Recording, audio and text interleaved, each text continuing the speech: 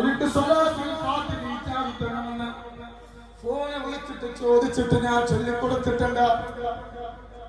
അതാണ് ഇന്ന് കേരളത്തിലെ അൽഹംദുലില്ലാഹ് അഭിമാനത്തോടെ പറയണം, സ്വലാത്തുൽ ഫാത്തിഹ ഇജാബത്ത് കൊടുക്കാൻ ഭാഗ്യം തന്നവരാണ്.